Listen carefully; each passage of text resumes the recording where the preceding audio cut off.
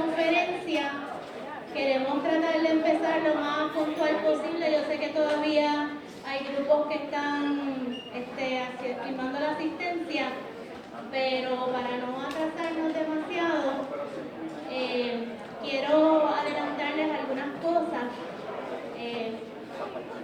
Primero, darle las gracias por llegar hasta acá y hablarles un poco del formato de la conferencia. La conferencia es auspiciada entre el Instituto de Investigaciones Interdisciplinarias, la ACU y el Movimiento Estudiantil. Vamos a contar con dos conferenciantes, la doctora Rima Brusi y el compañero Roberto Tomás. La primera parte de la conferencia, en esa primera parte va a estar hablando la doctora Rima Brusi.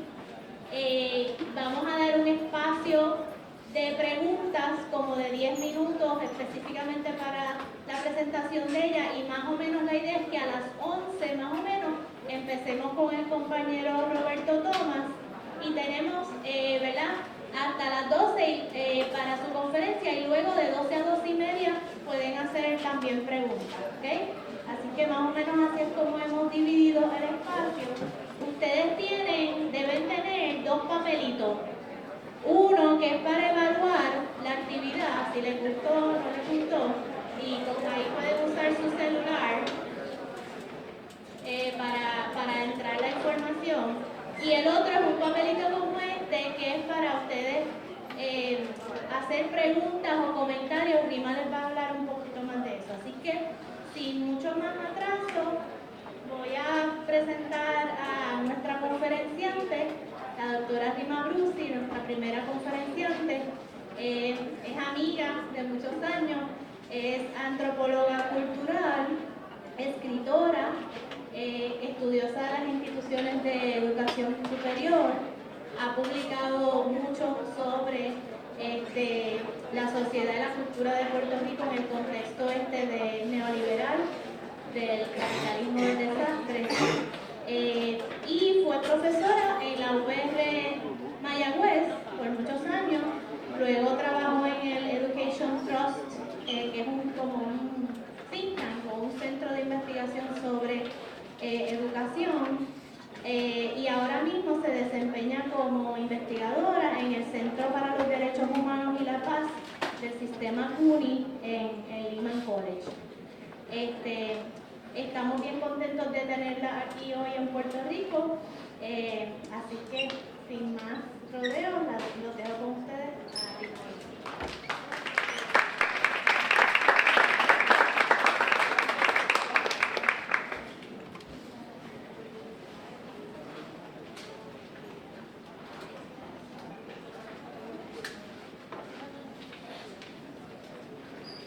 Yo siempre tengo este problema. Necesito que alguien me ayude a subir esta cosa. Ahí va.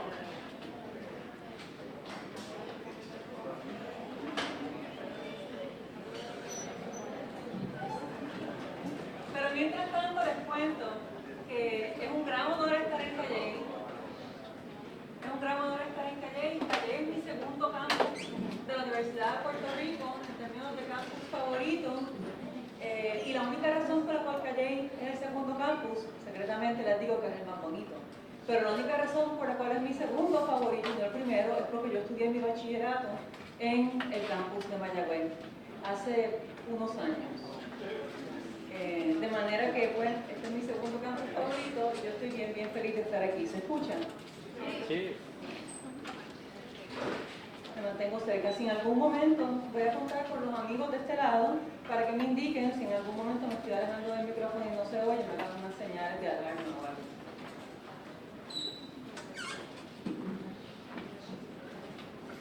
Ok, la conferencia se titula La Universidad Pública en tiempos de promesa, y eso lo estoy utilizando en un par de significados distintos. Cuando digo universidad pública me refiero por supuesto a la Universidad Pública de Puerto Rico, que es básicamente la UPR con todos sus recintos. Y cuando digo promesa sí me refiero al marco legal que en este momento de facto no gobierna. Ahora bien, PROMESA representa un marco legal y de política y de intervención neocolonial en muchas otras partes del mundo. De manera tal que PROMESA está aquí también como una metáfora un poco, como una sinécdoque de ese sistema global del cual Puerto Rico en su situación actual forma parte. Igualmente la universidad pública, lo que está pasando aquí, ha pasado antes y continúa pasando en otras partes del mundo, y si es posible, pues podemos atender eso en algún momento durante el día de hoy.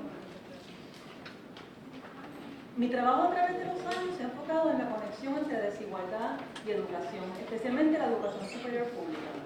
Aquí me voy a enfocar, sin embargo, porque si no hablamos todo el día, en explorar las implicaciones que tiene la economía de la deuda. Ese es el término que estoy usando últimamente, porque es una forma bien especial, un formato especial del neoliberalismo. Las implicaciones de esa economía de la deuda sobre la educación pública y en particular sobre la Universidad de Puerto Rico.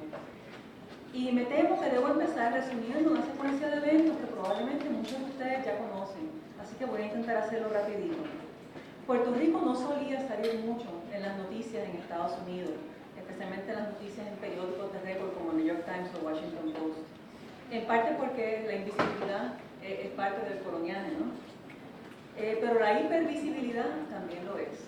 De manera que hace algunos años, en el 2014, empezaron a aparecer muchas noticias sobre Puerto Rico en los medios estadounidenses, en particular en revistas y sitios web especializados en finanzas. Y estas noticias tenían que ver con la degradación de bonos puertorriqueños a basura o chatarra. Interesantemente, esta degradación hizo que ciertos fondos mutuos y ciertas firmas compraran más bonos en lugar de menos.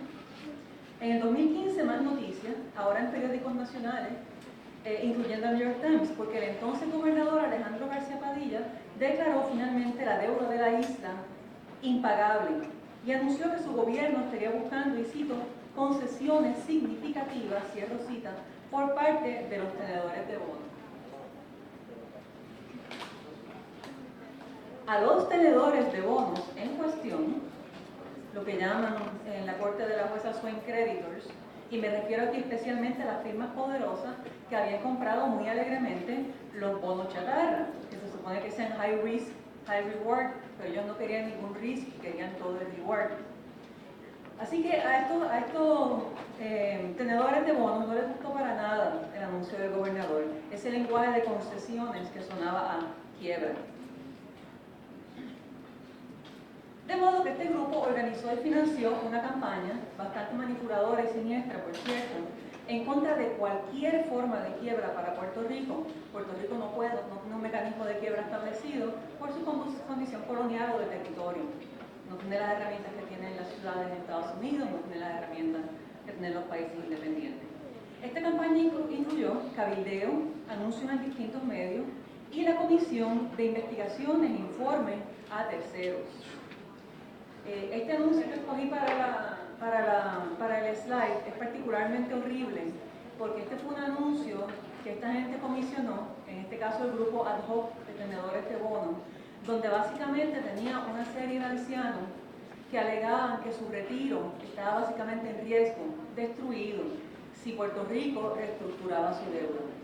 Y a mí me parece siniestro por un par de razones, ¿no? Primero porque no era cierto, la mayor parte de estos bonos no le pertenecen a ancianitos retirados, le pertenecen a gente que va a hacer mucho dinero, ¿no? Y que no está retirada para nada. Sino también me parece siniestro porque de alguna manera pone las vidas y los retiros de los ancianos estadounidenses que compraron bonos por encima de las vidas y los retiros de los ancianos puertorriqueños, tantos de los cuales murieron a consecuencia del huracán María por falta de recursos y por falta de una inversión en su bienestar. El caso es que en esta campaña comisionaron informes y cabildearon, y entre esos informes, que fue comisionado por el grupo de bonistas y cuyos autores habían todos trabajado anteriormente para el Fondo Monetario Internacional, se titulaba For Puerto Rico, There is a Better Way. Better Way, una mejor manera que la quiebra en este caso, eso es lo que quieren decir. Y se fijarán, me parece que lo dice lo va a decir en el próximo slide, que tenía mucha información que ya había aparecido en Puerto Rico como parte del informe Kruger. El informe, la conclusión más importante del informe es que según ellos, El problema de Puerto Rico no era la deuda, sino la mala administración. Fíjense que eso va a ser eco en muchas de las intervenciones y de las aseveraciones de la Junta y de algunas otras personas. Y decía que la isla podía cumplir y debía cumplir con sus obligaciones hacia los bonistas. El informe incluía una serie de recomendaciones, creo que las tengo por aquí. El informe tenía una serie de recomendaciones, una receta de ajuste estructural que la conocemos bastante bien porque ha sido implementada en otros países, más famosa recientemente en el caso de Grecia, pero también en forma más reducida en lugares como Nueva Orleans después del huracán, en lugares como Chicago durante la quiebra, en lugares como Nueva York durante los 70. ¿No? Claro, el informe no las llama, ¿cómo se dice?, reformas de ajuste estructural, las llama reformas fiscales y recortes de gastos. Dos de esas medidas, que eran bien protagónicas para esta gente, eran, número uno, reducir el tamaño del sistema público de educación K-12 y reducir la inversión pública en la Universidad de Puerto Rico. Y el lenguaje es bien importante. Notemos que el informe y la Junta en general llama a la inversión pública en la UPR subsidio. Pocos meses después, en el 2016, Ricardo Rosselló ganó las elecciones con una plataforma que incluía una promesa bien explícita y repetida de pagarle a los bonistas. El Congreso y el presidente Obama pasaron la ley conocida como promesa, y promesa fue una especie de compromise o de punto medio entre lo que pretendían los bonistas y lo que pretendían algunos demócratas en el Congreso, a quienes les preocupaba que no hubiera ningún mecanismo de quiebra en Puerto Rico. Como parte de esa ley, establecen la Junta de Supervisión Fiscal, que los puertorriqueños solemos llamar sencillamente la Junta o Junta de Control Fiscal, y que se convirtió de facto en un gobierno no electo, porque su mandato es manejar todo lo que tenga que ver con asuntos relacionados al presupuesto público, es decir, básicamente todo. Antes de esto ya se habían cerrado escuelas, pero ahora, y bien, de manera bien consistente con el informe del Grupo Ad Hoc, empezaron a cerrarlas con mayor rapidez e intensidad. Aunque nunca nos dejaran del todo claras las lógicas, los cálculos y las razones para cada cierre. Y pusieron el proceso a cargo de una secretaria de Educación importada y bastante mejor pagada que sus predecesores. Y claro, ya le habían quitado también a la universidad parte de su presupuesto, pero ahora la Junta exigía que se le quitara una verdadera millonada.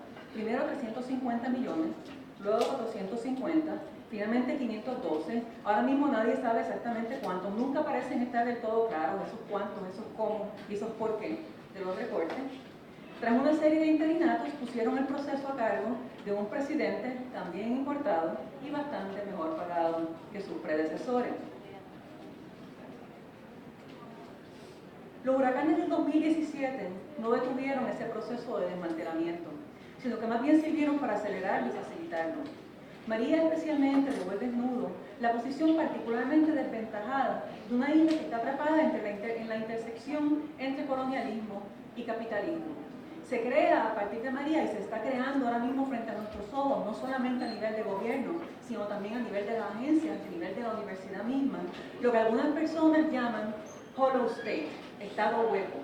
Un hollow state es un estado, en este caso en el sentido de gobierno, es un gobierno que preserva las estructuras gubernamentales clásicas como para disimular, ¿no? Preserva unos puestos básicos, pero quita la mayor parte de los recursos de ese gobierno y los reduce a aquellos recursos necesarios para que el gobierno sirva de mediador en la transacción de cualquier cosa buena y útil del sector público al sector privado. Y voy a hablar de las maneras en que esta transacción se lleva a cabo en el contexto de la universidad. La ayuda federal fue débil y fue lenta después del huracán. La codicia, greed, de los mercaderes del desastre, que se llaman en inglés por lo general disaster profiteers, fue por el contrario intensa y rapidita. Compañías pequeñas y sin particular experiencia fueron contratadas por los gobiernos local y federal para hacerse cargo de proyectos de envergadura, con resultados frecuentemente terribles. Los miembros de la Junta y del gabinete del gobernador se pusieron a hablar aquí y allá constantemente de las oportunidades de inversión, estoy citando, que representaba la isla con María. y a invitar agresivamente al sector privado, sobre todo en Estados Unidos, a protagonizar el futuro económico de Puerto Rico. Esto es uno de los websites que utilizan para informar a los inversionistas de Estados Unidos y para combinarlos a que vengan acá. Y los inversionistas, este título de inversionista es bien fácil de obtener, basta con que usted tenga dinero y quiera vivir aquí parte del año. Ni siquiera tiene que comprometerse a producir empleo o hacer nada. Su presencia aquí se asume que va a ser de beneficio para todos nosotros. La suma de todas estas iniciativas, especialmente la Ley 20 y 22, hacen así de la isla un refugio contributivo perfecto, que le, cito, pertenece a, pero no es parte de, Estados Unidos. Un espacio tropical donde los nativos emigramos, pero las playas se quedan. Ya han pasado un par de años, lo que nos permite pues, mirar hacia atrás e identificar el modus operandi de la Junta en lo que respecta a la implementación de medidas de austeridad en la UPR y en otras agencias y dependencias y servicios. Y ese modus operandi está bastante claro. Básicamente le hablan a la prensa del pueblo un poco y de manera incompleta.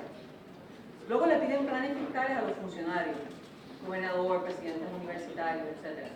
Rechazan estos planes una y otra vez y eventualmente producen uno de ellos que además certifican como si no fuera suyo. En el caso de la UPR, la Junta rechazó no solamente los planes de las administraciones centrales universitarias, hubo varios, por eso lo digo en plural, sino que también rechazó, o más bien ignoró, planes alternativos serios presentados por grupos docentes y estudiantiles en la misma UPR.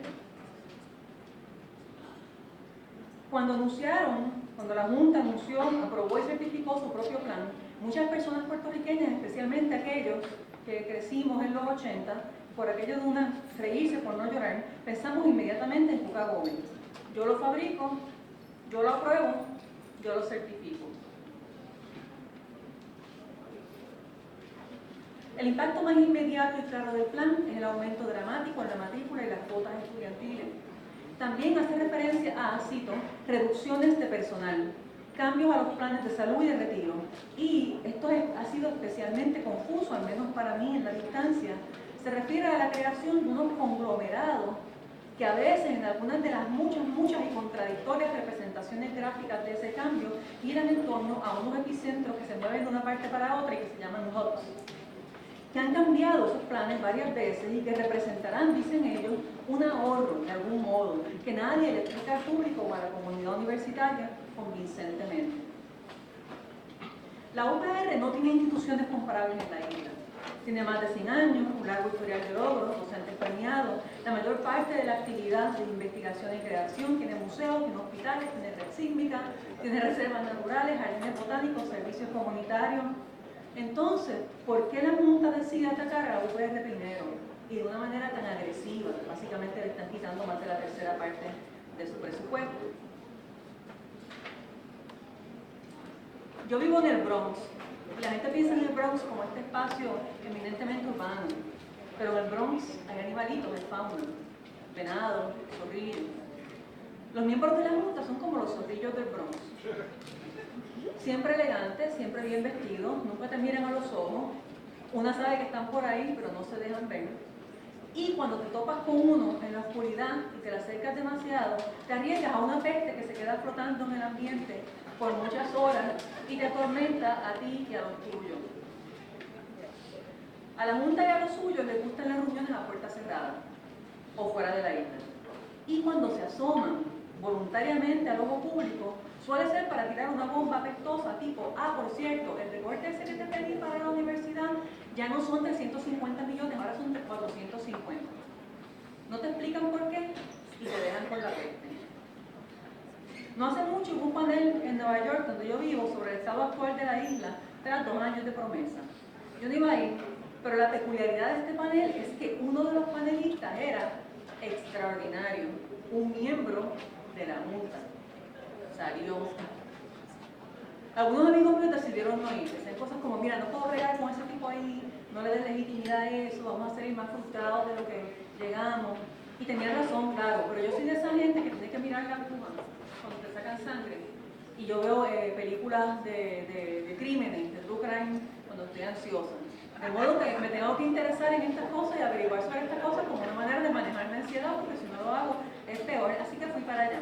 Y yo tenía un plan. Mi plan era esperar a la sección de preguntas y respuestas y preguntarle a este señor de la Junta por qué le dieron el golpe a la UPR tan temprano en el juego de promesa y con tanta hazaña.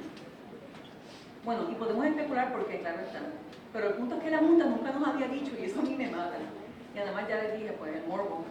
Yo quería escucharme, a ver qué decía el hombre, a ver cuáles eran las justificaciones más o menos oficiales de la cosa. Porque los sicarios del show siempre andan rodeados de gráficas y numeritos, pero su matemática suele ser bien nebulosa, lo que tiene a los matemáticos y economistas del patio grave, ¿no? Porque nunca los consultan. Y en el caso de la Junta, a veces ni siquiera se molestan en sacarnos gráficas y numeritos. Así que llegó el Q&A y le pregunté, y esto lo grabé, así que son citas directas, las voy a traducir, pero aparte de eso son citas directas. Le dije, muchos expertos han dicho que los recortes a la Universidad de Puerto Rico son malos para la economía. Y muchos nos preguntamos por qué ustedes atacaron a la universidad tan temprano y le dieron tan duro. Él lo pensó un poco y me contesta despacio, con pausas frecuentes y sin mirarme a los ojos como el zorrillo. Cito, la UPR es 70% funded by the government, recibe 70% de sus fondos del gobierno. Eso es una cosa. Ahora, la matrícula es mucho más baja que en los Estados Unidos. Aún con los recortes, en el 2023 la matrícula va a ser más baja que cualquier universidad estadounidense. Así que estamos mirando algo que cuesta mucho dinero mantener. E incluso para aquellos como usted, que son advocates, que están luchando por los derechos de los estudiantes con dificultades económicas, no se preocupen, porque hemos creado un fondo de becas de 35 millones para ayudar. Cuando usted ve números como los que nosotros vimos, la reacción que tenemos inmediatamente y naturalmente es, hay que hacer algo. Así que ese fue el análisis que hicimos, concluye el hombre, basado en esas estadísticas que teníamos. De nuevo, las estadísticas en cuestión era el precio de la matrícula. Ese era el número. El hombre estaba aparentemente satisfecho con su análisis, pero de nuevo no me miraba a los ojos, y la verdad es que es un análisis bastante livianito. Lo más interesante de su lógica para mí, en términos de las cosas que yo estudio que me interesan, es que estas no son ideas nuevas. La Junta no las había expresado así de explícitamente, al menos públicamente. Pero estas ideas llevan tiempo presentes, particularmente en tiempos de recorte. Aparecen de vez en cuando en columnas en los medios, en los comentarios bajo las noticias, en los medios sociales, e incluso en los pasillos de la misma universidad y entre personas que no necesariamente favorecen los recortes. Incluso, y esto aunque no debe sorprendernos, sí debe parecernos como que indignante y a veces me deja un poco perpleja. Estas ideas son manifestadas por el liderazgo ejecutivo de la universidad, que por definición, como todo líder de una universidad pública, una de sus funciones principales es defender el presupuesto de la institución. Incluso, mucha gente describe estas ideas, estas razones, como sentido común y suelen empacarlo junto con otras manifestaciones de sentido común, ideas que tienen el efecto, a veces no deseado, de reforzar y justificar el encogimiento de la UPR. Ideas tales como, número uno, no todo el mundo quiere la universidad. No sé por qué yo uso esa voz cuando digo eso, pero me perdonen. Y en Puerto Rico demasiada gente va a la universidad. Dos, las proyecciones económicas establecen que los empleos del futuro no necesitarán grados universitarios. Esto me lo dijo un rector. 3.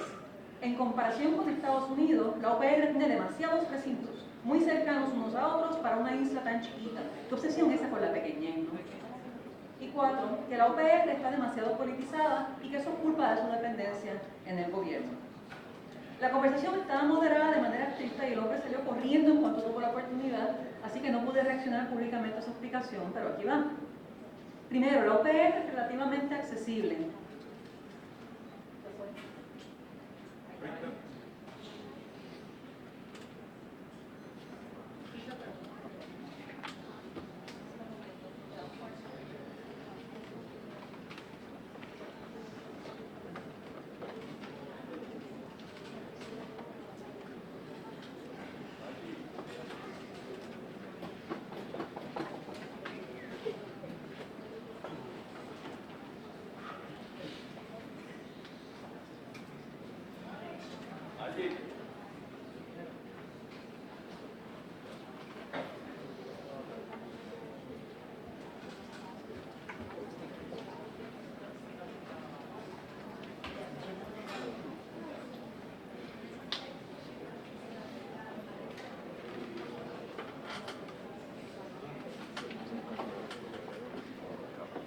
La idea esta de que la universidad es demasiado barata, ¿no? Es cierto que aún a 157 que se proyectan de crédito subgraduado, es en términos absolutos y simplistas menos cara que instituciones comparables en Estados Unidos.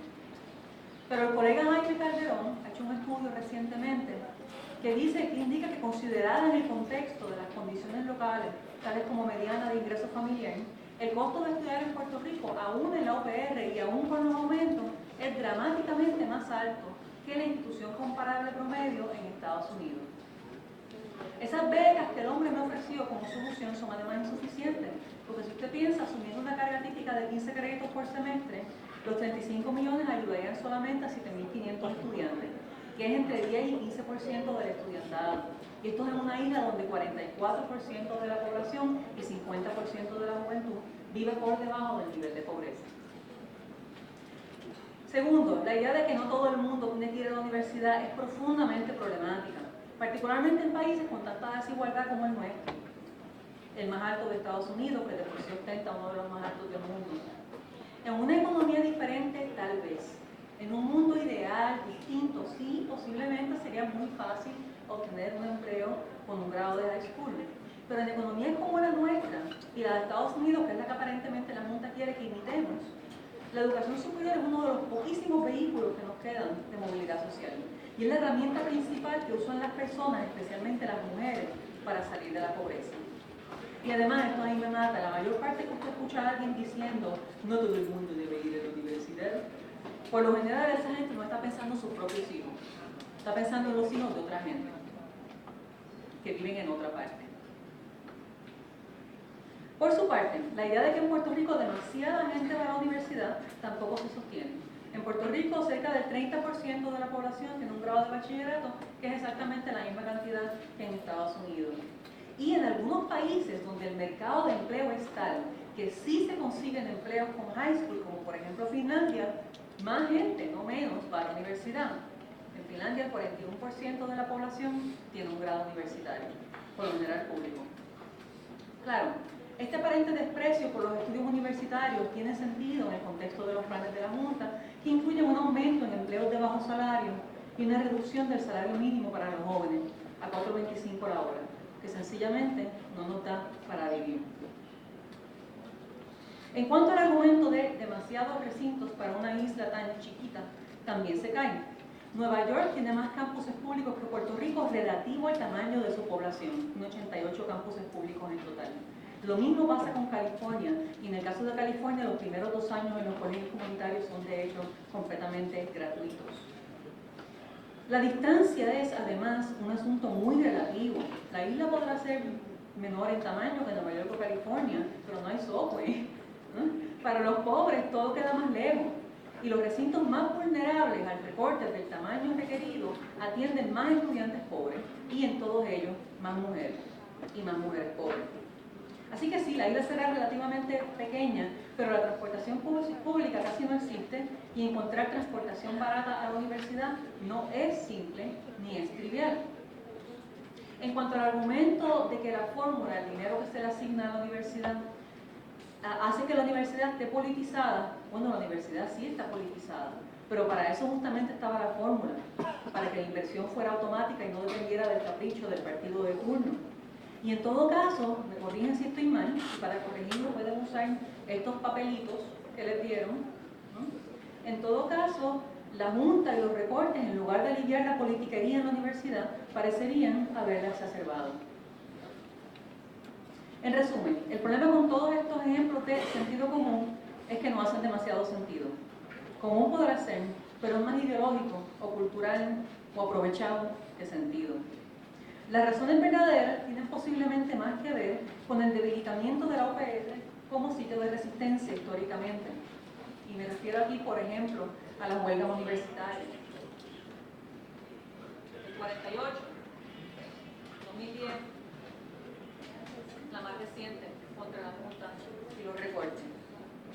Tiene que ver también con la lógica o reflejo neoliberal de reducir lo público, y especialmente con la manera en que el mercadeo del desastre, disaster profiteering, y la economía de la deuda pueden operar con más libertad cuando cuentan con el contexto contexto del colonialismo, que elimina alguna de la fricción que proveen o que tienen los países soberanos. O incluso las ciudades de Estados Unidos, porque allí hay votantes, ¿no? O sea que el gobierno federal tiene cuidado con respecto a poner ciudades estadounidenses en sindicatura. Encarecer y sobre todo achicar la universidad pública afecta al país entero, de nuevo, hospitales, museos, etc. El compromiso con una educación accesible y de calidad, pero afecta desproporcionadamente a los pobres, es decir, a la mitad del país. Debido a la interacción entre la desigualdad económica, el logro educativo en la escuela y las fórmulas de admisión que la UPR, como tantas otras universidades públicas en todo el mundo, utiliza para determinar admisiones, empequeñecer la universidad implica dejar estudiantes fuera, y casi siempre los estudiantes que se quedan fuera suelen ser los más pobres y peor preparados. Suelen ser los estudiantes que no cogen repasos del College Board, suelen ser los estudiantes que no se enteran de que hay College Board o que hay que coger el College Board. Son los estudiantes a quienes las orientadoras en las escuelas no necesariamente les entregan su solicitud a la universidad porque piensan que no son material universitario. Son los estudiantes que pusieron en educación especial cuando cumplieron 15 años sin pensar que en realidad eran tipos inteligentes que sencillamente eran como que nerviositos. Combinado con el posible cierre de recintos, combinado con el impacto que estos cierres tienen sobre los pueblos en los cuales se ubican y con los aumentos al costo de estudio, las medidas de autoridad que la Junta le impone a Puerto Rico afectan desproporcionadamente a estudiantes de escasos recursos y a estudiantes, lo que la literatura llama place-bound, estudiantes con poca movilidad geográfica. Bueno, y tal vez porque soy antropóloga, me interesa mirar, como hice hace un momento, los modos en que las ideologías como el neoliberalismo se pegan y cogen pon como rémora sobre tiburón con ideologías y entendidos locales e institucionales existentes, que no necesariamente tienen que ver en principio y conceptualmente con el shock y que pueden existir dentro del pensamiento de gente que en principio no cree en los recortes. Y ante la amenaza de achicar la universidad parecen haber cobrado nuevos bríos algunas de estas ideas que ya estaban sin embargo presentes en las culturas institucionales de muchas escuelas y de muchos recintos. Como no tenemos mucho tiempo, voy a mencionar solamente dos de ellas. En el caso de las escuelas está esta idea de que los niños que no van a la universidad es porque no tienen, y cito de mi etnografía hace algunos años, talento, no tienen talento, no son talentosos o no tienen interés. El problema con eso, de nuevo, es que es una cosa de sentido común que no tiene demasiado sentido, porque el talento y el interés académico o vocacional no son un fenómeno espontáneo y psicológico, sino que son parte de un hábitus que se construye a partir de elementos materiales y culturales. En otras palabras, tú puedes tener a Mozart niño, pero si no hay música en la vida de ese niño, si no aparece un instrumento musical en la vida de ese niño, es muy poco probable que espontáneamente el tipo muestre talento para la música o sencillamente interés en ella. No tiene los materiales para construir ese interés. Las vocaciones, las aspiraciones no surgen en el vacío. A nosotros nos gusta mucho a los puertorriqueños, y este es otro entendido ideológico, ¿no? que a veces facilita este tipo de toma, ¿no? Nos gusta mucho el dicho ese de querer es poder. Y es un dicho útil porque nos motiva, pero en verdad no olvidemos que con respecto a la universidad y tantas otras cosas, en gran medida, poder es querer.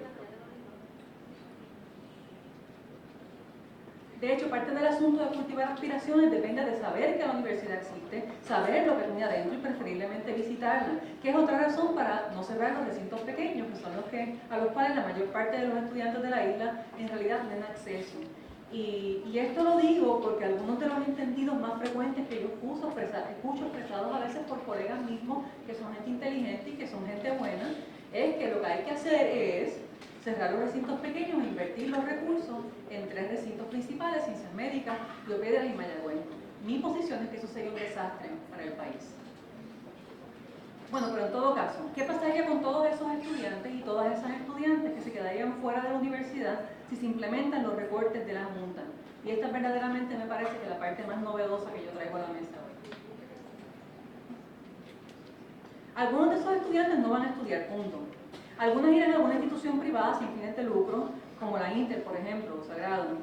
Muchas, especialmente en los pueblos pequeños, van a ser absorbidas por una industria que tanto en Puerto Rico como en Estados Unidos como en Chile las recluta agresivamente. Y me refiero aquí a los colegios y universidades con fines de lucro, for profit. Algunos son chinchorros de 2 cuartos en los altos de una cafetería, otros son campuses relativamente grandes, que ofrecen hasta maestría. Otros operan exclusivamente en línea. Con muy pocas excepciones, y digo muy pocas por aquello de que se me escape alguien, esas instituciones suelen proveer peor preparación académica, tasas de graduación más bajas, menores oportunidades de empleo y mayor probabilidad de endeudamiento, no solamente porque son más caras, sino porque muchas le ofrecen préstamos adicionales a sus estudiantes. A veces la escuela y los prestamistas son parte de la misma compañía y te ofrecen el préstamo de manera bastante engañosa con un paquete de asistencia económica que incluye la beca Pell y que no te identifican como ayuda federal necesariamente al momento de reclutarte. Así que el estudiante reclutado dice, esta universidad me dio ayuda económica, me dio una beca, cuando en realidad es la beca Pell. Básicamente, achicar la UPR implica empujar a los estudiantes más pobres a universidades donde pagarán más, se endeudarán más y tendrán menos probabilidades de éxito. Estas fotos incluyen fotos no solamente de muros de rollo y farmacias, incluyen fotos también de reclutamiento de estudiantes universitarios para estos lugares sin fines de lucro. Digo, con fines de lucro, mucho fines. Y quiero que se fijen de momento en este website, porque las fotos de este website, ni una de ellas es un estudiante puertorriqueño o una universidad o colegio de estos con fines de lucro. De hecho, esa biblioteca que está allá abajo, no sé si ustedes ven Game of Thrones, pero se parece a la biblioteca del Citadel. Yo no he visto, esa biblioteca no existe en Puerto Rico. Esa biblioteca es una biblioteca, yo no sé, de Harvard o algo, pero fue un canto de la biblioteca de Nueva York pública, ¿no? Pero biblioteca aquí, de National University College, no es.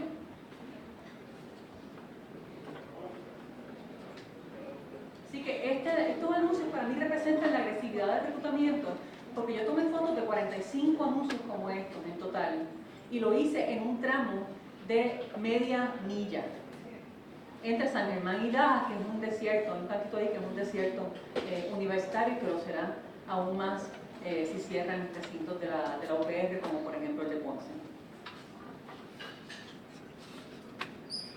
Ahora, un poco para tirar unos números afuera, ya que la Junta no lo hace, quiero que vean o contrasten la tasa de graduación de las universidades, y todas son for profits, excepto la última, que es esta. Todas son for profits. La tasa de graduación está en azul. La cantidad de préstamos que esos estudiantes asumen está en rojo. Y oscila entre los 10.000 y los 40.000, más o menos. Los 30.000, perdón, los 32.000, que es el caso de Phoenix. En términos generales, esta gente tiene tasas de graduación bien bajitas. ¿Qué son las tasas de graduación generales? Muchos programas, por ejemplo, en el Junior College y en National University College, que tienen muchos campuses, hay programas que tienen hasta 4% de tasa de graduación. El caso de Phoenix es el caso donde la tasa de graduación es más alta que las demás y la tasa de préstamo también es mucho más alta que las demás. Ese caso es particularmente preocupante porque existe evidencia que sugiere que esos estudiantes en realidad no aprenden demasiado, aprenden muy poco. O sea que en realidad lo que están es comprando un diploma bien caro, que les tiene poca utilidad en el mercado de trabajo. Y de hecho, Phoenix y otras universidades como esta enfrentan en este momento demandas en corte por la baja calidad de sus grados y porque sus estudiantes no pueden conseguir trabajo. En el caso de Puerto Rico, es particularmente interesante también que nosotros pensamos en las universidades con fines de lucro como una cosa así, como una cosa criolla y tropical del patio, pero muchas de ellas, las más grandes, no lo son. Todas estas universidades, y todas ellas tienen varios campuses, todas estas universidades le pertenecen a un solo conglomerado que se llama Educa. Y Educa a su vez le pertenece a un equity firm que se llama Leeds. Leeds es uno de los 3 dueños del conglomerado más grande, o el segundo conglomerado más grande de for-profits en Estados Unidos. Otro de los dueños es Goldman Sachs. Leeds tiene conexiones con la deuda de Puerto Rico, estoy segura y todavía lo estoy investigando. De momento tengo alguna evidencia. Por ejemplo, mucha gente de Leeds se ha mudado o trabaja en Goldman Sachs. Y Goldman Sachs produjo una gran porción, y cuando digo produjo me refiero a la palabra que en inglés es underwriting. Si hubiera un intermediario entre el gobierno y los compradores, con una comisión bien grande. Ellos underwrote, hicieron ese underwriting, ese rol intermediario, para una gran cantidad, una gran proporción, unos 18 billones de las emisiones de bonos más chatarra de todos. Y esta es la gente que trabaja por Leeds. Otra manera en la cual Leeds está conectada con la deuda en Puerto Rico es que uno de los fundadores se fue de la compañía, no porque no le gustaba, sino porque se fue a trabajar con el gobierno, con el Departamento del Tesoro, y fue uno de los arquitectos de la Ley Promesa.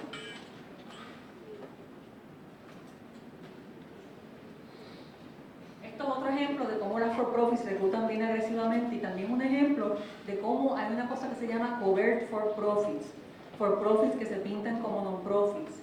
Y esto a veces ofende gente cuando hablo de estas cosas, pero me parece que es importante denunciarlo.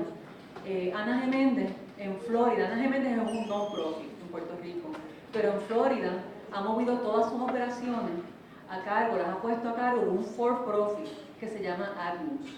Las noticias por lo general indican que este for-profit trabaja para Ana Geméndez, pero cuando usted hurga en los papeles de Ana Geméndez, se da cuenta de que Admus es parte, es el brazo for-profit de Ana Geméndez, y si se fija, Admus es Sistema Universitario Ana Geméndez al revés en inglés.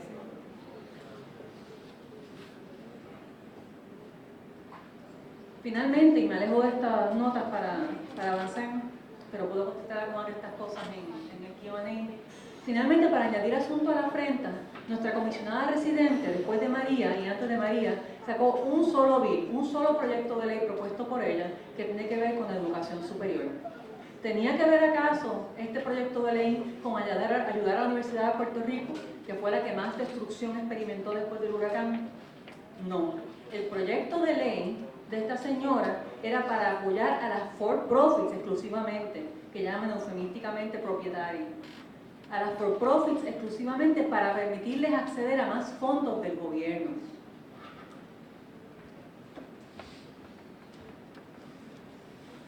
Deuda, incesto, todo el mundo está conectado, todo el mundo está mezclado. Iba a hacerles una historia también de Chile y de Nueva York, pero podemos hablar de eso en otra ocasión. Nada, voy para la conclusión entonces. La conclusión es bastante simple y es una de muchas conclusiones, pero me parece que la más importante que quiero comunicarles hoy es la siguiente. Las universidades for profit, como tantas otras corporaciones e inventos privados para hacer dinero, ¿no?, son el epítome de lo privado. Son lo que nos presentan como eficiente, lo que nos presentan como que va a salvar a la economía del país. Pero si usted se fija, todas las universidades privadas en Puerto Rico, incluyendo las non-profit, dependen fundamentalmente en un promedio de 80% de fondos gubernamentales. La diferencia es que la mayor parte de estos fondos son federales, pero siguen siendo públicos. Y las universidades for profit dependen todas 90% o más de fondos federales. Y cerca de 100% de fondos federales si usted añade los fondos de veteranos, por ejemplo. Ya reclutan agresivamente veteranos que tienen ayudas económicas especiales para ir a la universidad. O sea que los veteranos no solamente arriesgan la vida en la guerra, sino que además llegan aquí y arriesgan su educación. En fin, a lo que voy es que hay mucha hipocresía en todo esto, porque al final de todo, si nos fijamos, estas for profit, y sospecho que lo mismo ocurre en tantos otros ámbitos en Puerto Rico, estas for profit son parásitos de lo mismo público cuya lógica critican. Y yo creo que eso ocurre en general con este proceso de transferir la educación, y va a pasar también en la educación K12, con esto de transferir las cosas de manos públicas a manos privadas. Cuando pensamos en privatización, pensamos básicamente, o tememos básicamente, que le vendan la universidad o algún espacio universitario a otra institución privada. Pero a mí me parece que la manera más peligrosa y más presente entre nosotros de privatización en realidad consiste en dividir el presupuesto público asignado a estas cosas y dárselo a los estudiantes individualmente, de manera tal que el estudiante individual funge como un vector que transfiere esos fondos, que transfiere esa inversión del ámbito de lo público, de la universidad, al ámbito de lo privado, en este caso de la institución for profit, pero también estoy pensando en las escuelas charter y también estoy pensando en los vouchers para escuela privada. Y yo creo que es hora de que empecemos a hablar de esa hipocresía y del individuo como vector en toda esta conversación acerca de la economía de la deuda y la toma del país por parte de una lógica neoliberal. Muchas gracias.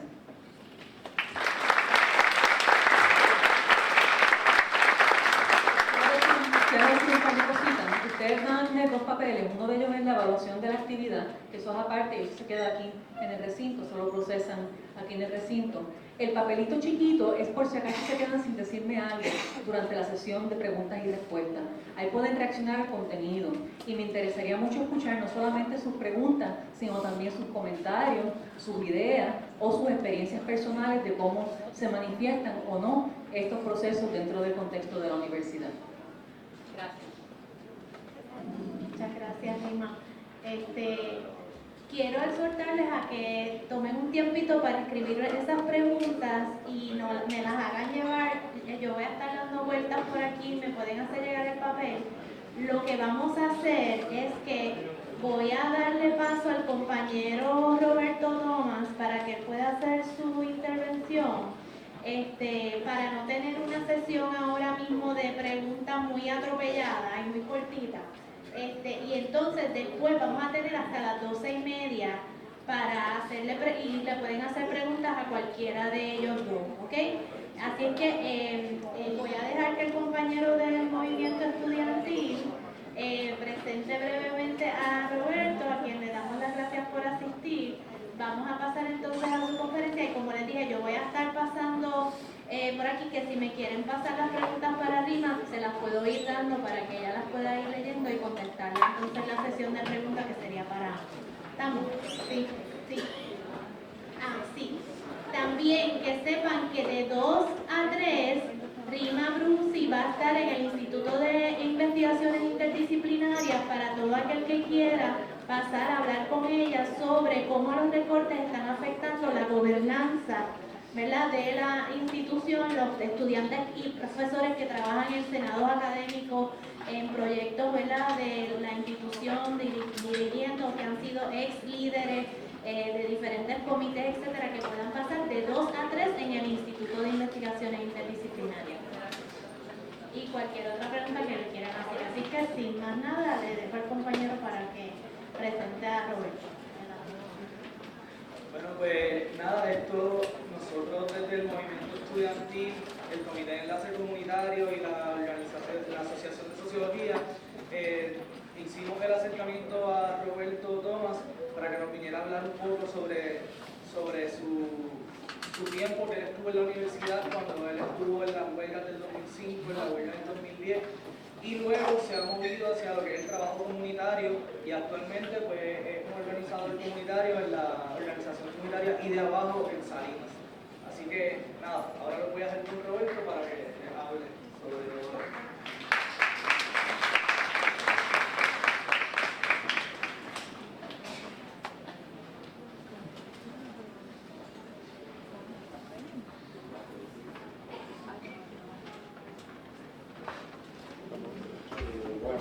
Gracias por la invitación y por el tiempo de conversación que espero podamos tener. Yo me siento un poco raro, yo estuve aquí en el 2005, después de la huelga de ese año, aquella locura que se dio en aquel momento, y nunca pensé que iba a volver aquí. Vale. Tienes ningún problema, pero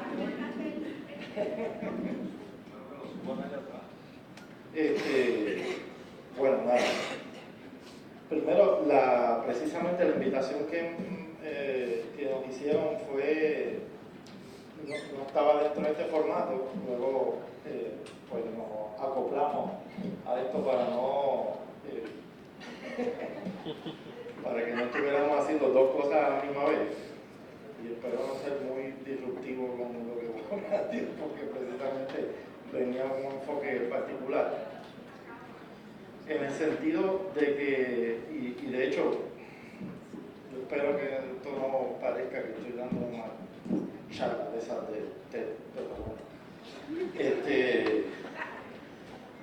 Yo venía con una lógica un poco más interactiva, y aunque no lo voy a hacer como tal, pero les pediría que me permitan hacer algo cortito de 2 minutos, de que cerremos los ojos e imaginemos, porque es algo que a veces se nos olvida y empezamos en la academia, el proceso intelectual, a a usar demasiado una sola parte del cuerpo y no otras.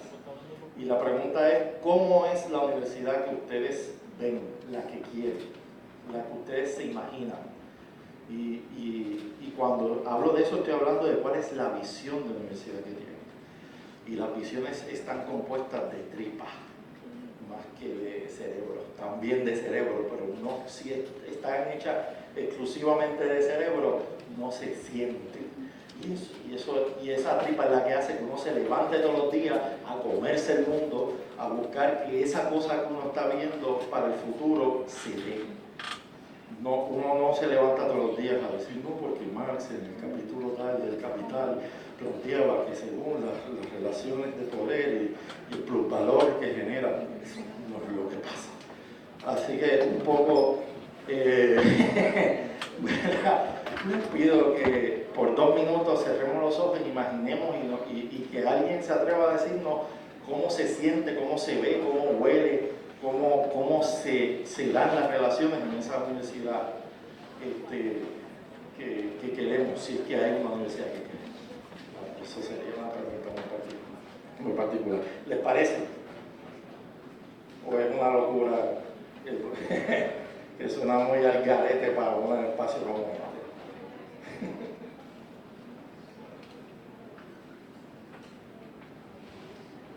Voy a contar.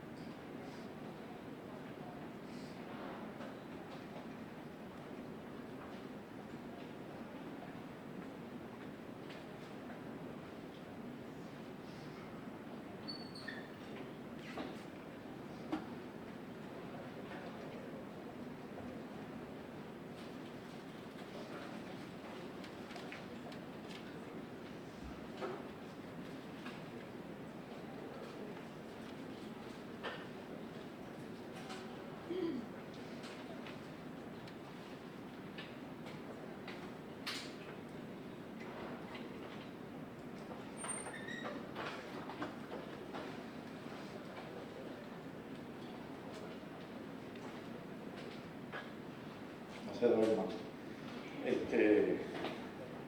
Alguien que me diga que se imaginó, cómo se ve esa universidad.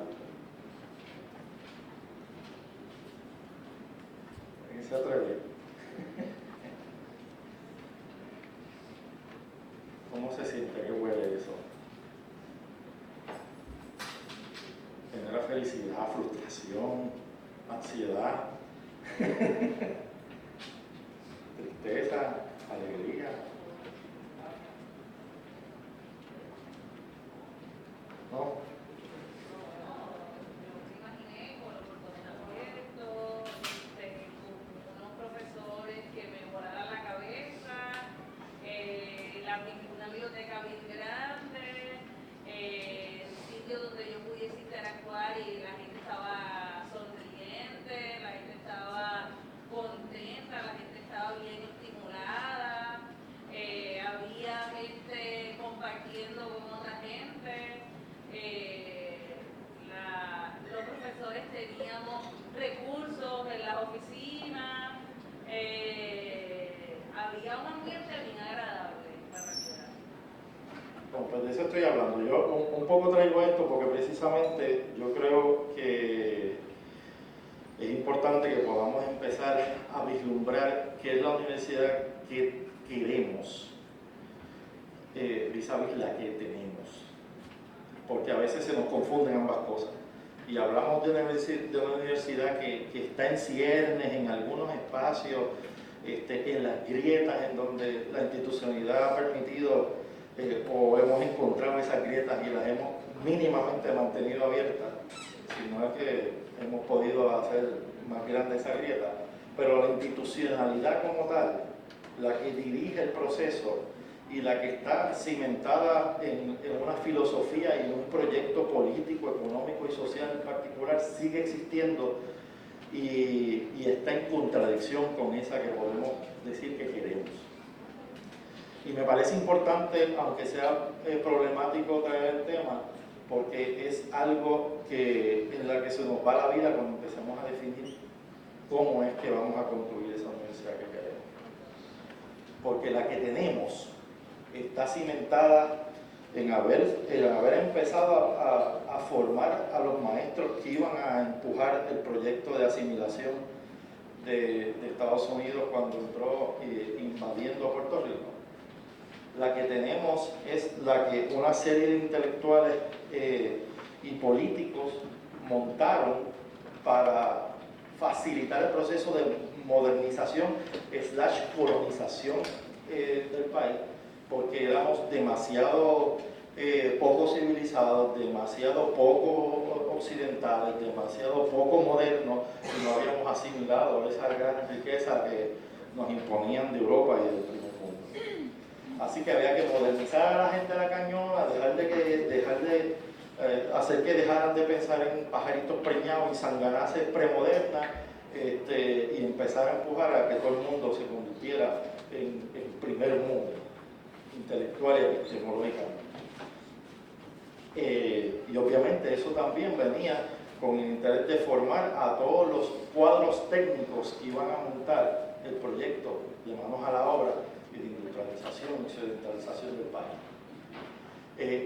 Esa es la universidad, para eso se creó esta universidad, en la que cuando estamos aquí y empezamos a adquirir conocimiento, eso produce otras cosas, sí, pero institucionalmente esa es la que tenemos, la que montó a una clase media que Moscoso, que Muñoz y que otros tantos de ese proyecto de manos a la obra generó para que formaran los cuadros técnicos y montara una clase media sobre la premisa de movilidad social, una premisa que tiene unos valores específicos, pero que a la misma vez hay que problematizar. Porque por lo menos para nosotros en comunidad, el concepto de movilidad social se parece más al concepto de la historia de éxito de ese chamaco viene de esa comunidad pobre. Y es este cuento paternalista de que ese chamaco que viene de este sitio bien fastidiado, donde habían pocas oportunidades, echó para adelante, él se esforzó, llegó a la universidad, estudió y salió de allí. Y cuando dicen salió de allí, lo dicen literalmente. No volvió para la comunidad. Y ese cuadro técnico acaba metido en otra clase social, sirviendo los intereses de otra clase social y no los de su propia comunidad y los de su propio sector de clase. Así que acaba pensando para otro, no para lo suyo.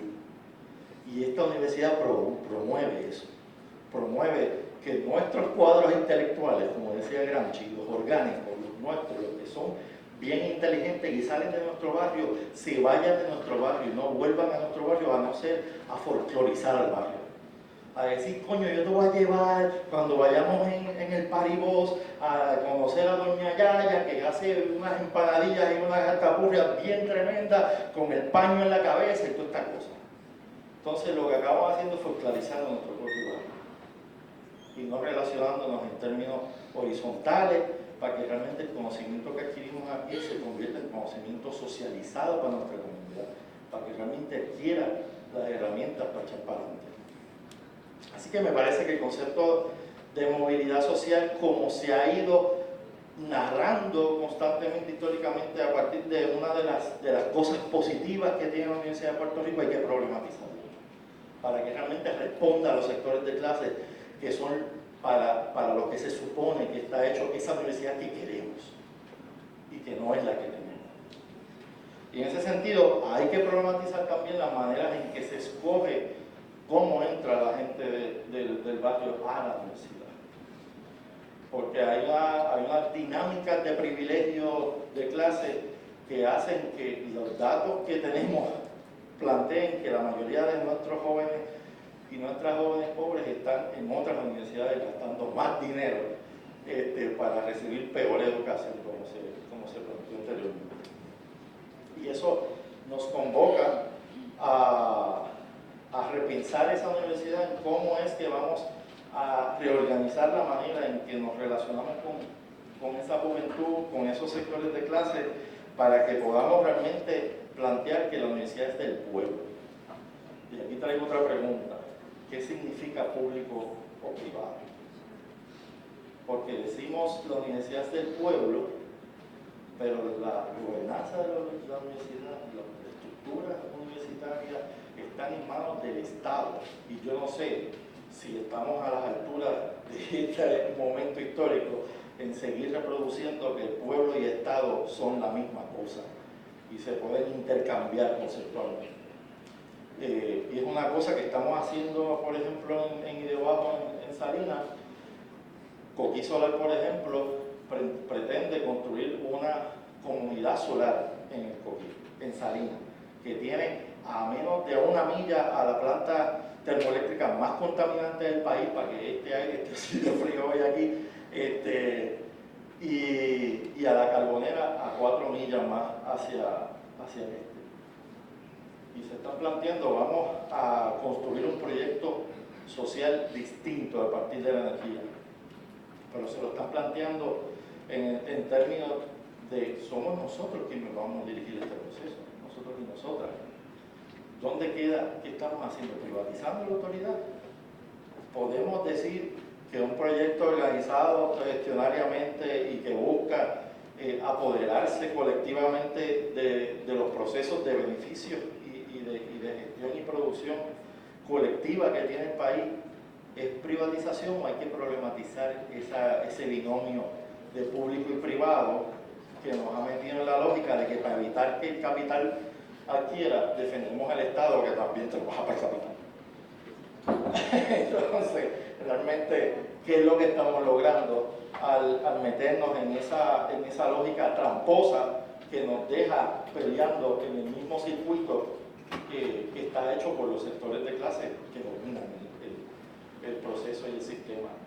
En ese caso yo creo que estamos hablando de plantear una tercera vía, que es colectivizar las cosas, que realmente es que podamos pensarnos colectivamente, como un ente colectivo, como país, como un proyecto común, que va a ser difícil construirlo, que va a requerir de un montón de discusión, pero que no necesariamente está matizado por el control del Estado sobre la cosa pública, sino por un control colectivo de esa cosa pública. Está al margen del capital, pero también está al margen de las políticas partidistas y de los sectores de clase que dominan esos partidos. Nada, traigo eso porque me parece importante para lo que iba a decir, un poco de mi biografía, por si acaso después de tener alguna pregunta. Yo soy de esos cuponeros de los que habla toda la prensa del país. Y viví bajo sección 8 casi toda mi vida. ¿Por qué? Porque mi mamá, que estudió en la universidad, artista, comprometida socialmente, no encontraba un trabajo, porque esa es la que hay en este país. Y tuvo que vivir en esa. Y maestros y maestras que produjo esta universidad me decían a mí como sin saberlo, y mantenido. Y cuestionaban a mi madre y a mi familia como sector de clase, porque esa clase media está hecha para convertirse en el fustigador de las clases bajas, porque no se esfuerzan tanto, porque no tienen la misma actitud hacia el éxito y hacia el esfuerzo, etcétera, etcétera. Y créanme, eso no es cierto. Cuando uno está trabajando en la comunidad todos los días y ve un montón de gente fajándose para echar para adelante proyectos sin dinero, para echar para adelante proyectos a duras penas, con la cotidianidad perversa de no tener seguridad de que voy a comer mañana, de que le voy a poner en la mesa a mis hijos, etcétera, etcétera. Aquí hay un montón de gente que tiene un montón de capacidades y un montón de conocimientos que no ha sido visibilizado, reconocido y que es vilipendiado e invisibilizado. Y voy a eso porque nuestra universidad también tiene un problema de ser colonial. O a cuánta gente en la universidad le enseñan más que allá de intelectuales hombres muy masculinos de Alemania, de Francia, de Inglaterra, de Estados Unidos y si acaso Italia. los negros no piensan, las mujeres no piensan, los indígenas no piensan.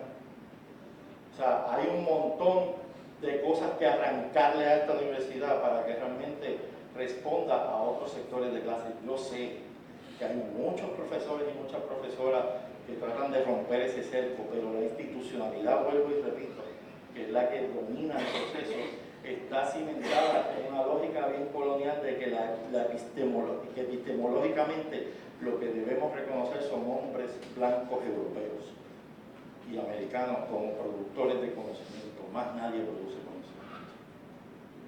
Y eso nos pasa tan cercano como que la comunidad, cuando se instaló la reserva natural en Jovanel, en la bahía de Jobos, un pescador empieza a tumbar mangle, está cortando unas varas de mangle, que de hecho se usaban para hacer los chinchorros históricamente, para las artes de pesca, y le da una multa tremenda, una mega multa. Y el pescador nos dice, oye, mano, me acaban de pasar por la piedra, yo no puedo sobrevivir con ese tipo de multa. Y yo lo que estoy haciendo es esto y esto. Y dijimos, pues vamos a donde el científico que está allí, que estudió, que se graduó ¿verdad? De ciencias ambientales y biológicas, etcétera, a explicarle lo que tú estás diciendo. El pescador lo que estaba haciendo es que, como cualquier científico y biólogo sabe, y biólogo marino sabe, los sistemas de mangle son sistemas naturales de aprovechamiento y de cuidado de peces pequeños que se esconden entre las raíces de mangle para evitar que sus predadores los consigan. Para algunos peces se acostumbran a estar seguros y crecen ahí adentro y después no pueden salir. El pescador estaba abriendo un paso para que esos peces pudieran salir y no dañaran el ecosistema, muriéndose de hambre y pudriéndose allá adentro. Y el científico de la reserva no había visto eso, porque el pescador está todo el día en el mar viendo esa dinámica. El científico no. El científico está acá en el laboratorio haciendo experimentos, haciendo análisis de datos que consigue del satélite tal y de la herramienta tal, y no ve esos peces que crecen allá adentro y se quedan allá adentro y se mueren de hambre allá adentro. Entonces, el conocimiento que produce ese pescador tiene sentido y es más o menos valioso, o tiene el mismo valor que el que produce un científico. Lo que pasa es que hay conocimientos que se producen de maneras distintas. Así que creo que es importante que empecemos a repensar la universidad, porque yo estuve, como dijeron aquí, en la huelga del 2005, la del 2010, cogí palos, etcétera, etcétera. Pero honestamente me parece que es importante que defendamos la posibilidad de la universidad que queremos, que tiene que existir esto que estamos haciendo aquí mismo para que esa posibilidad siga abierta y existiendo. Está difícil defender la universidad institucional que tenemos. Tenemos que lograr hacer ambas cosas: pelear y destruir la institucional que tenemos, la colonial, la que construye una clase media desarraigada de sus bases de clase, que nos saca a nuestros intelectuales orgánicos de la comunidad, que los convierte en portavoces de otra clase y de otros intereses, que obligan a otros sectores de clase a aplicar el conocimiento que ellos tienen sin respetar el propio. Esas cosas hay que sacarlas de la universidad, para que realmente sea la universidad del pueblo.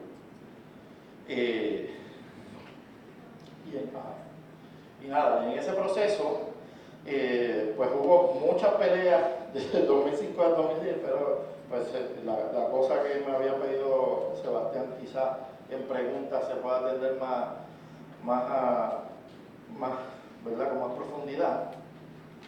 Pero me parece que hay una preocupación en el estudiantado de cómo se vincula el proceso universitario con el comunitario. Y creo que primero hay que entender eso de respetar los conocimientos y los contextos de la comunidad. Que el hecho de que seamos académicos no implica que tenemos más o mejores conocimientos que otra gente, sino que tenemos conocimientos distintos, que se producen de manera distinta. Yo reconozco eso. Yo no voy a sentarme 10 años en una comunidad a discutir democráticamente cómo funcionan las leyes de la termodinámica. Eso no se descubre así. Pero sí hay unos procesos de construcción de tejido social, de dinámicas relacionales, de procesos de cómo entendemos nuestra idiosincrasia como país, nuestra idiosincrasia como comunitaria, las maneras en que nos relacionamos, que tienen que estar presentes para que podamos realmente tener una universidad que esté conectada, enchufada a las necesidades, a las preocupaciones y a los saberes y a los quereres de la comunidad. Porque lo otro sigue reproduciendo de alguna manera, aunque sea bonito y paternalista, una relación colonial de yo vengo a decirte, como llegaron los europeos aquí, ustedes no saben, no tienen Dios, no son civilizados, son menos humanos, por ende nosotros venimos a humanizarlos, a civilizarlos, a convertirlos en mejores seres humanos. Y si acaso en seres humanos, para algunos la lógica colonial europea para algunos ni son seres humanos, si no están dentro de la línea esa de ser hombre blanco, europeo, civilizado, occidental.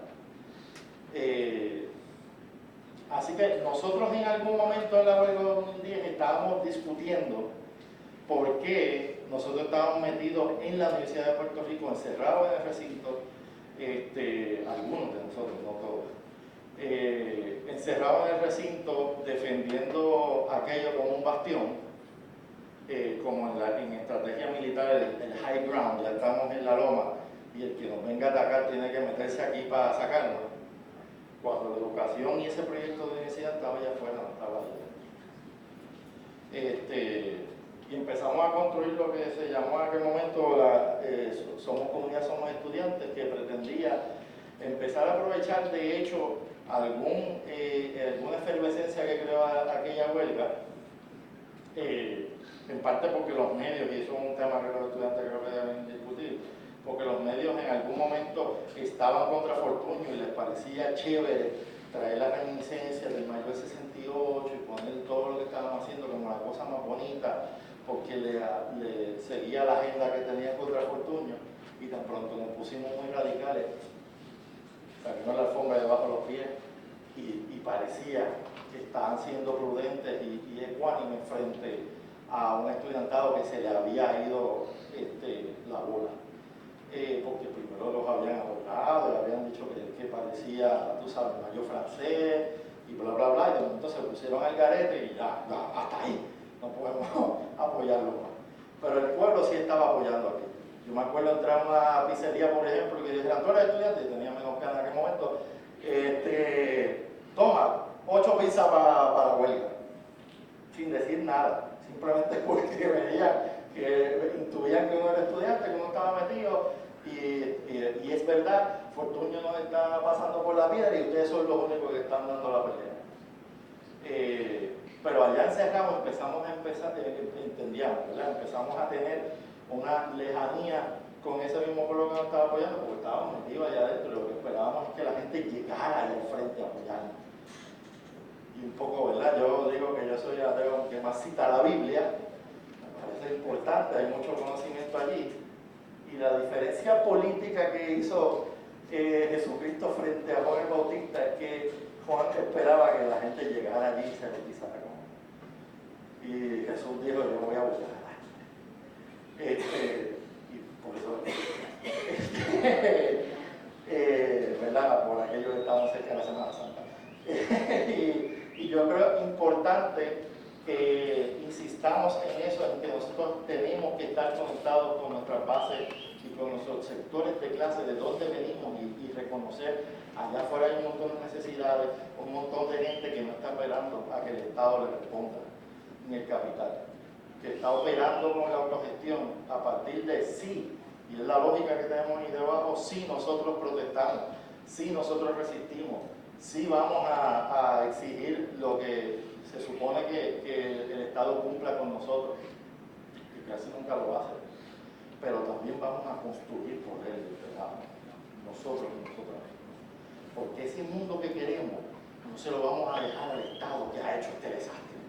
Ese mundo que queremos no le vamos a pedir que asuma la responsabilidad de construirlo el capital y el Estado que ha creado las condiciones de pobreza, de exclusión, de injusticia ambiental, social, económica y de salud que nos tiene aquí. Es contraintuitivo eso. Pedirle a la gente que ha creado el problema que se invente la solución. Y un poco la construcción necesidad de autonomía comunitaria, esa autonomía que requiere que la persona que está en las mareas en Salinas y que tiene que trabajar en Pioneer contaminándose y enfermándose porque es la única fuente de trabajo que hay cercana, tenga otra alternativa construida por ella misma para no tener que depender de Pioneer y poder decirle yo tengo autonomía suficiente colectiva para decirte a ti Pioneer, a ti Carbonera, a ti todo el mundo, váyanse de mi territorio porque no los queremos aquí y no los necesitamos. Y esa autonomía pasa por y yo sé que es un tema problemático hoy, problemático porque desde la academia y desde el análisis de lo neoliberal, la autogestión también puede servir como una herramienta neoliberal, pero la autogestión debe tener una claridad evidentemente política de construir poder para nosotros y para nosotros y de decirle al Estado sobre lo que hacemos mandamos. Así que si ustedes van a abandonar a la comunidad y a dejarnos a nuestra suerte y nosotros empezamos a hacer cosas de manera autónoma, comunitaria y autogestiva, sobre esas cosas vamos a mandar nosotros y vamos a pelear por ese poder que estamos construyendo. Y vamos a empezar a ocupar espacios de poder del Estado, colectivizando ese poder y no seguir la lógica de reproducir que yo tengo que defender el Estado porque es el único garante de lo público, cuando ese Estado nos ha dejado en la quilla y nos ha metido la carbonera en Guayama, nos metió en los 70 la termoeléctrica, la tiene metido a 5 semilleras transgénicas en 2.168 cuerdas de Salinas, 4 farmacéuticas, etcétera, etcétera. Ese es el mismo Estado que montó ese proyecto, que montó la Fiber en Guayama y sacó a las mareas de Guayama para montar una petroquímica que ahora mismo contaminó todo el agua y todavía a estas alturas hay un superfund allí de EPA para tratar de limpiar el agua. Y un poco a lo que voy para terminar es que la universidad, para que reciba y para que el pueblo la vea como parte conectada de su proyecto de país, tiene que estar conectada a ese proyecto. Tiene que reconocer esos intereses, esas preocupaciones, esos quereres, esos saberes, además de mediante mucha gente buena e interesada dentro de la institución, convertirse institucionalmente en esa universidad, en la que queremos.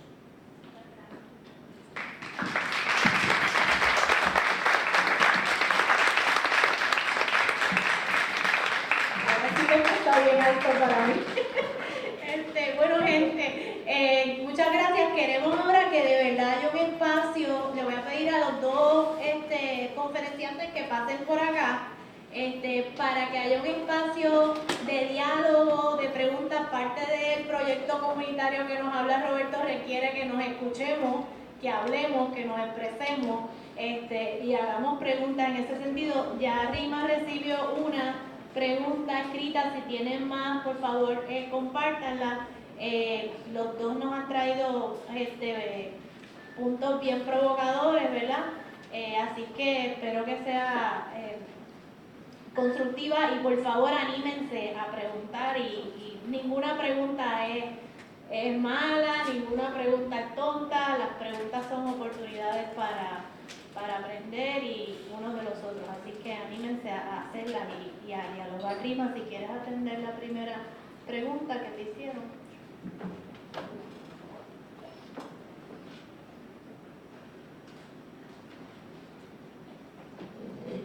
Antes de eso me gustaría reaccionar un poco a lo que dijo el compañero, pero bien breve. Yo espero que no se haya interpretado lo que yo dije como una defensa del Estado, porque no lo era.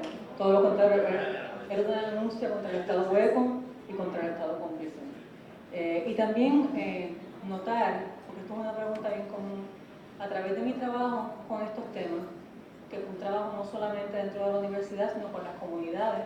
Trabajé con 6 caseríos en total, Fueron trabajos participativos, logramos muchas cosas, etcétera, entre ellas llevar a estudiantes del caserío y de las escuelas públicas circundantes a los portones de la huelga, donde estuve yo con muchos colegas protegiendo a los estudiantes de la policía, acompañándolos e incluso sentándonos allí durante mucho rato para que ellos pudieran hacer sus asambleas en otras partes más grandes. O sea que yo creo que a lo que voy en realidad no es a lo que yo hice, a lo que voy es a que la universidad tiene muchos defectos y sin embargo es la institución. Todas las instituciones, en cualquier contexto, casi por definición, van a absorber la cultura y el sistema que las rodea. De manera tal que todas las instituciones son patriarcales, todas las instituciones son colonizantes en este país. La universidad es la institución que permite esto. La universidad es la institución que fomenta esto. Y yo creo que hay ciertas características de la universidad que la hacen ser un espacio históricamente particularmente importante para las luchas estudiantiles, docentes y de los trabajadores. O sea que yo creo que hay que reconocer de eso a la universidad y proteger esa función de la universidad. O sea, en el papelito que me dieron, tengo uno aquí, en letra bien chiquita. Y tiene 4 preguntas, todas ellas bien buenas. Así que estoy tratando de escoger una. Una de ellas para ahora, pero prometo, y ustedes tienen mi email en la pantalla, me pueden contactar, también tienen @mabrusi, que ese es mi handle de social media. No soy Instagram, solamente Twitter y Facebook, por el momento. Pero una cosa que dice aquí es cómo se afecta al pueblo, el sistema de educación y salud en Puerto Rico, con los recortes al OPR. De muchas maneras. Una de las que mencioné fue la economía de los pueblos, que eso es un trabajo que en el instituto han hecho personas como José Caraballo Cueto, pero también hay otros elementos, como por ejemplo la misma educación de maestros. Ahora mismo los mejores maestros del sistema educativo en Puerto Rico salen del sistema UPR, son los maestros que salen mejor preparados. Asestarle un corte presupuestario a la universidad implica poner en riesgo ese tipo de programas y poner en riesgo justamente las escuelas que PDG decía querer salvar. Es una contradicción bien grande, ¿no? Atacar el lugar donde surgen los mejores maestros de manera tal que empeora el sistema de educación. Y recuerden siempre que empeorar instituciones facilita la privatización de esas instituciones y que no toda privatización es una venta del edificio. Muchas privatizaciones ocurren utilizando al individuo como vector para la transferencia del dinero. Así que si las escuelas empeoran como resultado de menos maestros de la UPR, entonces eso aumenta la justificación para seguir cerrando escuelas y mandando a esos nenes a escuelas charter, donde no hay garantía de que reciban una mejor educación, porque en Estados Unidos estudio tras estudio ha demostrado que los charters no tienen más o menos probabilidad de ser buenos o malos que las escuelas públicas en el área que las circundan, incluyendo las escuelas que reemplacen. O sea que voy a atender esa pregunta solamente por ahora, pero podemos atender otras según pase el tiempo, y recuerden que voy a estar en el instituto sentadita allí esperándolos con ansiedad a las 2 de la tarde.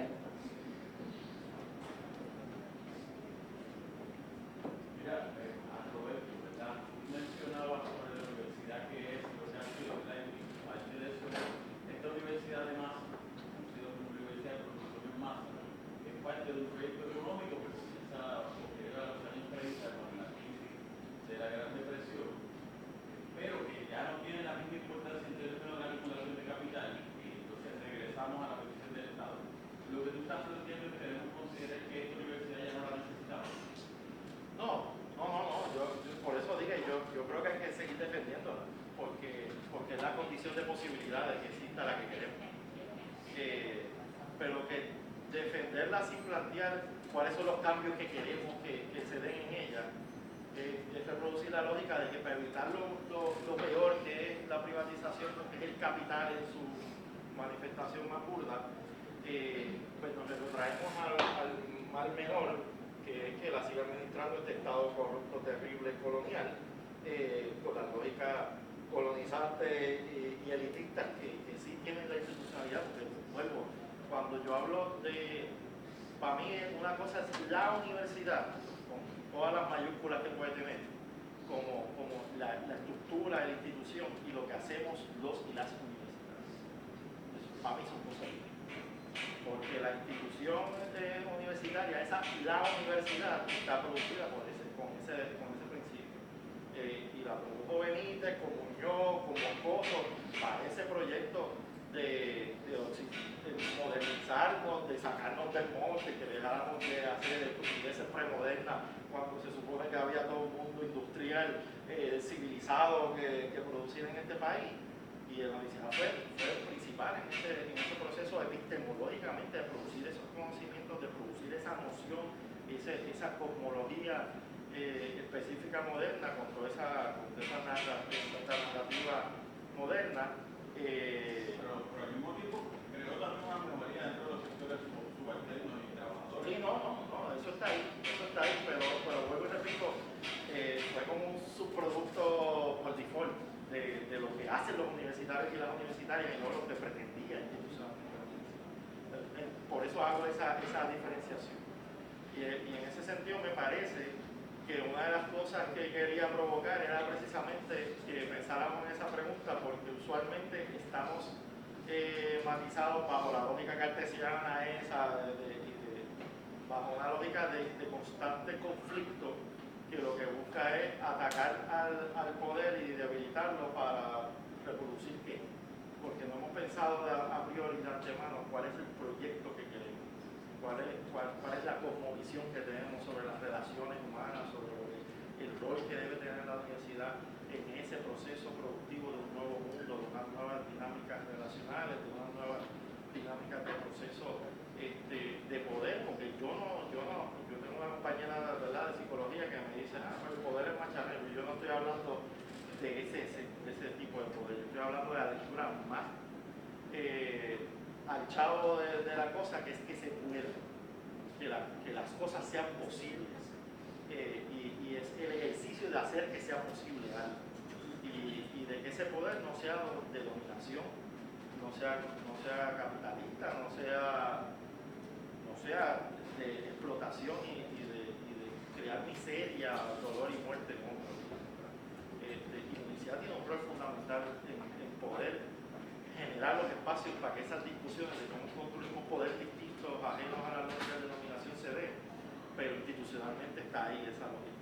Y estamos viviendo esa permanente contradicción de que los universitarios y universitarias, algunos y algunas de nosotras, aspiramos a un tipo de poder distinto y a unas relaciones distintas que una universidad distinta, metido en una institucionalidad que sigue cimentada en esa filosofía, en ese proyecto. ¿Cómo resolvemos esa contradicción? Es una buena pregunta.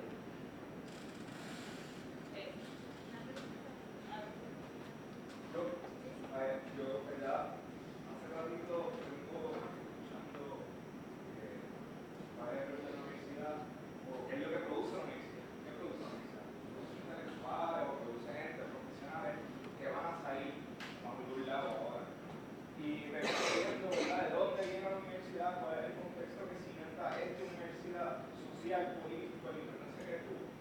¿Cuál va a ser el rol de la universidad en este contexto particular? Con un Puerto Rico post-María, con un periodo de fondo por recuperación que viene con una lógica particular para el país, ¿cuál va a ser el rol que la universidad y los universitarios vamos a asumir en este contexto donde estamos?